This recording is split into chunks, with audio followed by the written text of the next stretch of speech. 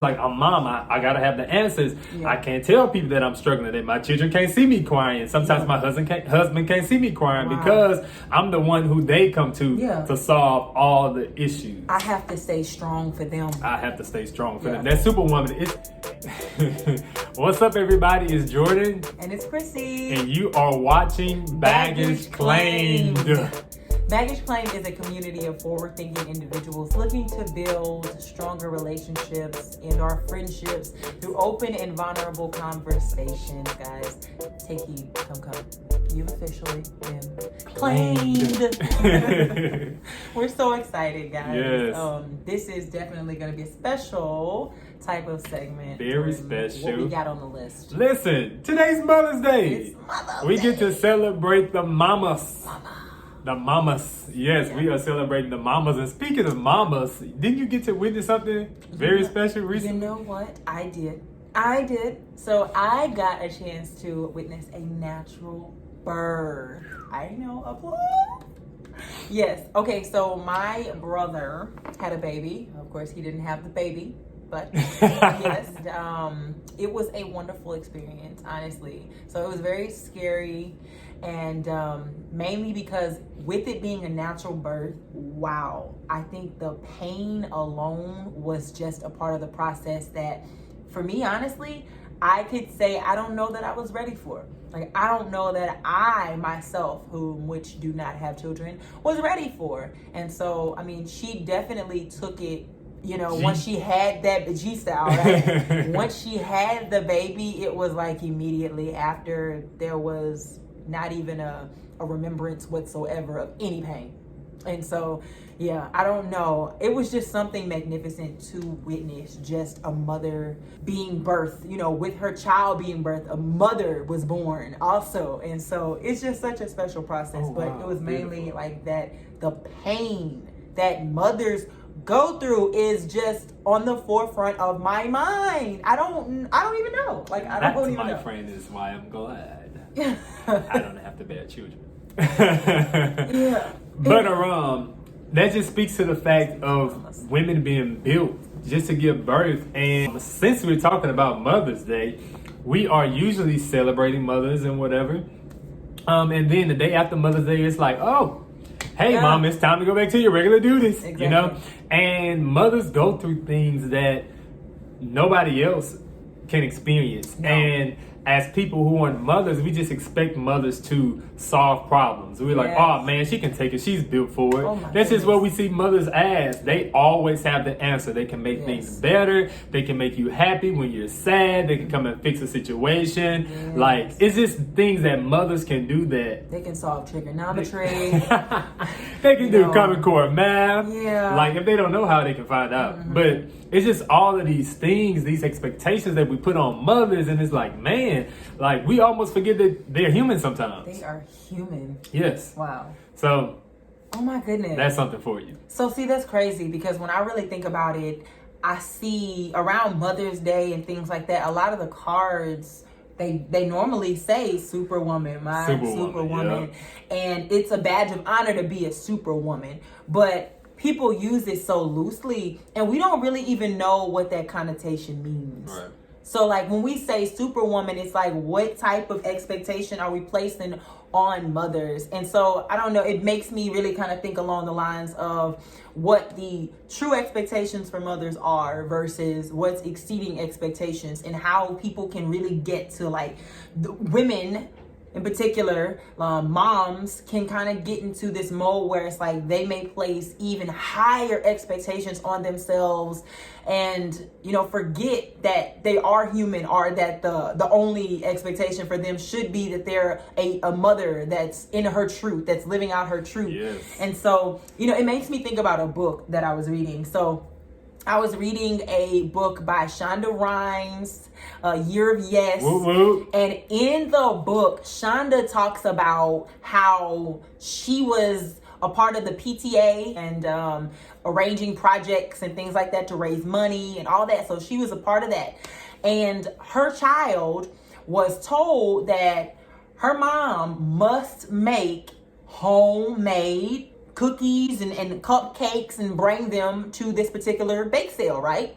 And so Shonda is a hardworking woman. If you know Shonda, she's also the writer for Scandal, How to Get Away with Murder. How to Get Away with Murder, a lot of really big name shows. And so Shonda was really upset because she was like, wow, you know, I feel like they're very inconsiderate to the mothers who are hardworking mothers, you know, and not saying that even being at home isn't a hardworking mother, but who's on the go. Because of course, let's talk about it. We know that life looks a lot different from the way that it looked back in the 60s. Most definitely. You know, life is different. Women are not in the kitchen all the time. All the time anymore. Right. No. I mean, honestly, sometimes it's too hard with both men and women working to actually do that. And so the reality is, it's like, I would want to bake my kids cookies and I want it to all be homemade.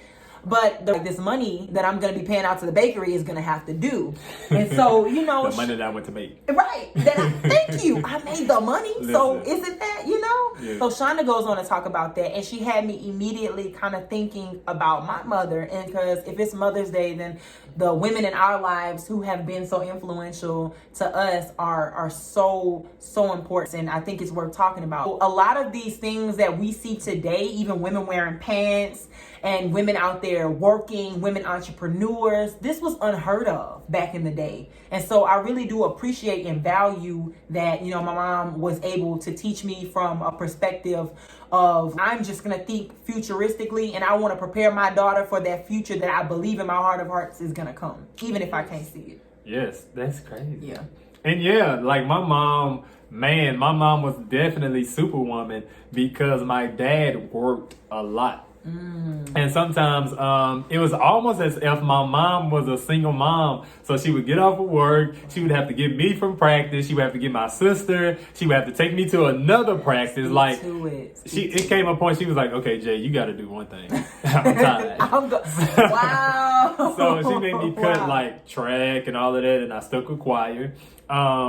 But she was doing all of these things, and the expectation for her was, okay, mom, you have to do all of this stuff. You have to cook, you got to clean when we don't clean up. You have to take us to practice. You have to go to work. You have to do all of this stuff. You have to help us with projects. Have to be stressed when we do them last minute. All of this type of stuff that mothers stressed last minute are pressured to do. Yes. And so, I mean, mothers are just so pressured to do so many things. Yeah. And what it does is it doesn't really give them a space to be themselves or to vent or to have somebody to talk to when they need somebody to talk to, because it's like, I'm mom, I gotta have the answers. I can't tell people that I'm struggling, that my children can't see me crying. Sometimes my husband can't see me crying because I'm the one who they come to solve all the issues. I have to stay strong for them. I have to stay strong for them. That Superwoman and we've all seen superhero movies, and we see what their life is like when they're not in the uniform. Yeah. It's not always good, you know. Sometimes they may be depressed. So I think we have to get back to just cherishing mothers on every day other than Mother's Day, because they need that. Yes. They need it. They deserve that. Yes. They really deserve that.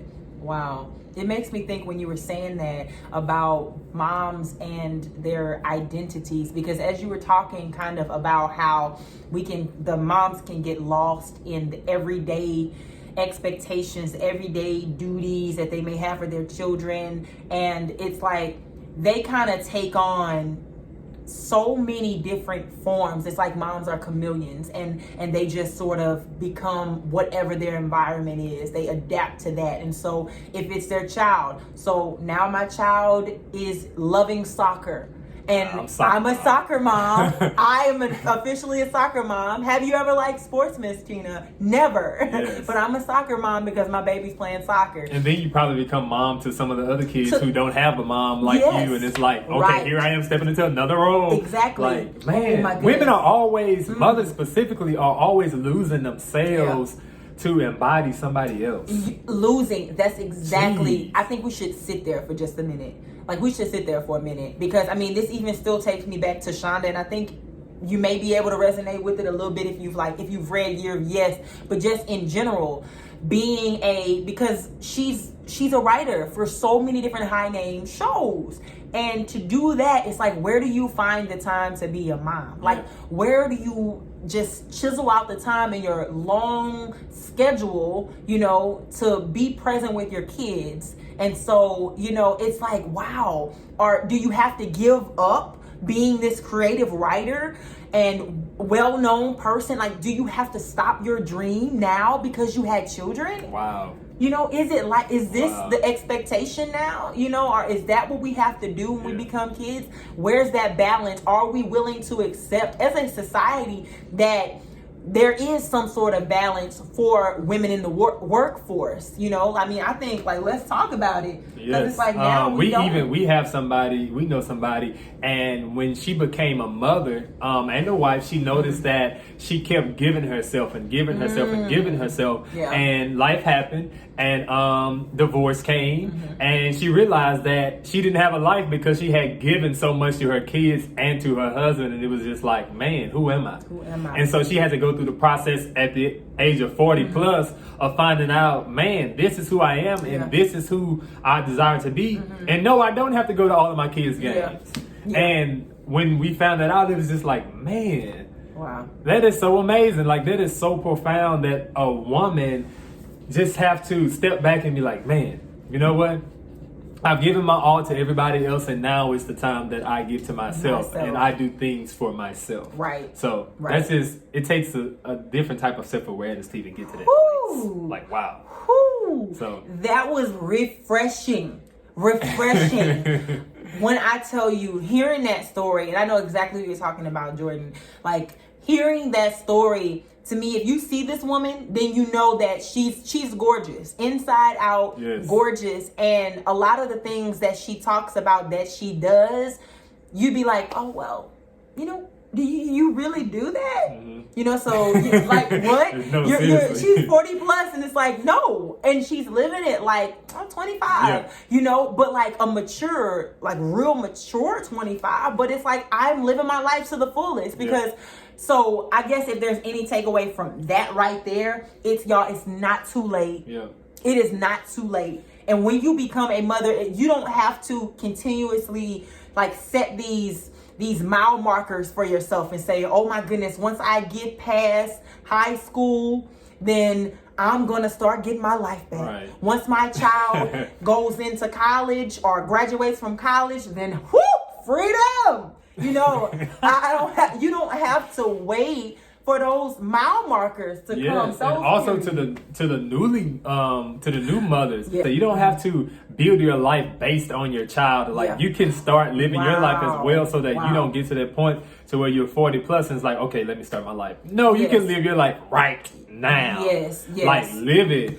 You definitely want to check out the last video that we had. If you have not already, it talks about boundaries, guys. Boundaries are so important, and I think like that's a pretty good conversation to have as it relates to being a mother as well. Y'all, we just finished up an Enneagram series. So we did 2 Friday night lives. We called them Ennea nights.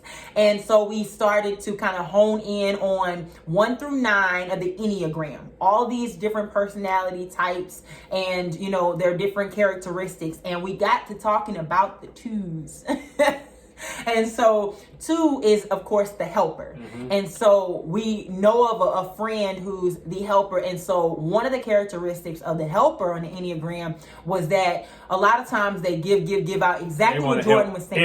Everybody. But they're always last on their list. Mothers. Wow. And it was like, and a person in the comments even said, wow, this sounds like every mother, right? And it's true. It's definitely true. But I think that as it relates to expectations, I think that is a societal expectation, because even women in these power positions, I have never really watched an interview where somebody has been asked, how did you make all of this work? You had 3 children, you have a husband, you have 5 businesses, you have 10 different projects you're working on. How could you ever make this work? Well, I just ate right, and I, prioritize my schedule. There is not that much prioritizing in the whole entire world. And so I think as it relates to the helper, Enneagram, and mothers, I think it's safe to say that mothers, it's okay that sometimes there is help. And there should be help for you. Oh, yes. Heck, yes. To the children and the husbands, man, there are so many things that we can do. We can be a listening ear. We can compliment them. Yes. There are so many things that we can do to help the mother feel like she's heard. Yes. We don't have to run to her for everything. We can try to problem solve some things on our own. Yeah. That way she's not bombarded with the task of being Superwoman all the time. Right. Oh, man. Listen. Be organized when you're coming to mom. If you're a child, I mean a child of age, of course, try and utilize what she's already taught you. And then come to mom having you have y'all seen those pictures on Facebook where it's like, is the house on fire? Don't come to me. Like, do everything before you come to me. Listen. Go through this crisis plan, and then I'm the last step on your crisis plan. I am the last step. Listen, don't call me. Sometimes we need to make the mamas our last step because the mamas are tired of us. Right. They love us, but they are tired of us because we can be needy and it can keep us from putting forth the effort that we need to get things done instead of just going to mom and be like, hey, mama, fix this, fix this. Because 9 times out of 10, she's going to stop what she's doing and fix it. Yes. And she's probably stressed out. She might like doing it after the fact, but in the moment it's like, man, but I get have some things time? I need to get accomplished. Right. And I think like overall, if we're just considering in that way, whether it's kids, whether it's spouse, whatever, it is Mother's Day, so we're talking about it. We're talking about how we can be better stewards over our mothers. Yes. Okay. Ooh, and so what a way to put it. Yeah. We're talking about it. And these flowers behind us are for you. Yes. We are giving your flowers while you are living. Thank you. Yes. You deserve it. Every mother out there, you deserve to be loved. You deserve your personal space. Yes. You deserve a corner to cry in. Ooh, you deserve a cake, a pie, flowers, a kiss, a hug. It goes on and on and on and on and on. Like, mothers are just tremendous. Like, when God made a woman and he created her to be a mother, like, that was one of the best things that he could have ever done. So, man, this is for y'all. This is for y'all, and we don't want to let today pass by without celebrating the heroes that you are. You are. Yes. You are. And we celebrate you guys, not just because today is Mother's Day, because you should be celebrated every all day. The time. 24/7. Yes, because you are who you are. But the loving, nurturing being that you are, you should be celebrated. Yes, most definitely. We love you guys so much. Yes. Make sure. We're sentimental. Make sure whatever you do today, take the time to enjoy yourself. We love you. We love you. We love you. Hope to see you guys next Sunday. Holla. Holla.